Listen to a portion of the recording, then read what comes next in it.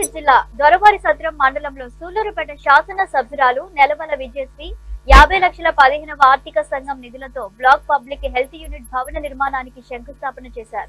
ఈ సందర్భంగా ఎమ్మెల్యే నెలవల విజయశ్రీ మాట్లాడుతూ ముఖ్యమంత్రి నారా చంద్రబాబు నాయుడు మొన్న ప్రవేశపెట్టిన బడ్జెట్ లో విద్య, వైద్యానికి ఎక్కువ నిధులు కేటాయించడం జరిగిందని, గత ప్రభుత్వ హయాంలో గాలి తప్పిన పాలనను సరిచేస్తూ రాష్ట్రంలో సంక్షేమం, అభివృద్ధి పదంలో నడిపిస్తూ ముందుకు వెళ్తున్నారని, ఇచ్చిన ప్రతి హామీని నెరవేర్చే దిశగా అడుగులు వేస్తున్నారని తెలిపారు.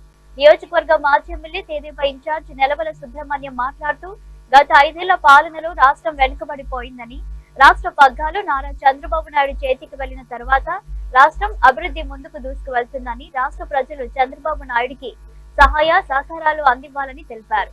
ఈ కార్యక్రమంలో దొరవారిసత్రం తెదేపా మండల అధ్యక్షులు పెమ్మసాని శ్రీనివాసులు నాయుడు, మండల అధ్యక్షులు దువ్వూరు గోపాల్ రెడ్డి, తెదేపా పెళ్లపూరు మండల అధ్యక్షులు సంచి కృష్ణయ్య, మాజీ ఎంపీపీ వెంకట రత్నయ్య, తెలుగుదేశం పార్టీ నాయకులు, కార్యకర్తలు పాల్గొన్నారు. 5 లక్షల కోట్ల రూపాయల అప్పులున్న ఈ రాష్ట్రాన్ని అభివృద్ధి పట్ల, సంక్షేమం పట్ల 2 సమపాళ్లలో తీసుకెళ్తా ఉంటాడు.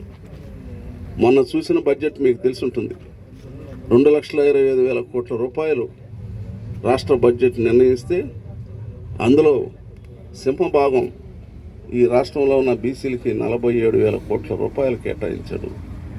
అదేవిధంగా ఎస్సీ ఎస్టీలకి సుమారు 30,000 కోట్ల రూపాయలు, వెరసి 80,000 కోట్ల రూపాయలు కేవలం బడుగుల ఆర్థిక అభివృద్ధి కోసం చంద్రబాబు నాయుడు గారు కేటాయించాడంటే ఈ రాష్ట్రంలో ఉన్న బడుగుల మీద ఆయనకి ఎంత అభిమానం ఉందో ఒకసారి మీరు ఆలోచించాలని మనం చేస్తాం.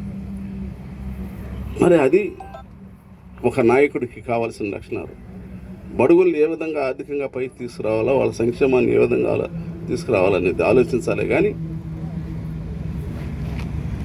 ఏదో కాకి మెతికేసినట్టు వేసేసి చదవండి చదవకపోండి అని చెప్పానన్న ద్వారంలో పోవడం. ఆయన కూడా విద్యకి ఇంజనీరింగ్ వాళ్ళకో లేకపోతే ఎంబీబీఎస్ వాళ్ళకో అప్పుడు ఆర్థిక సహాయం అందించాడు. అది వాళ్ళ తల్లిదండ్రుల అకౌంట్లో వేసిన దానివల్ల ఆ ఇంజనీరింగ్ కాలేజీ ఫీజులు కట్టక ఎంతోమంది డ్రాప్అవుట్స్ అయిపోయారు. ఆ విధంగా కాకుండా ఈరోజు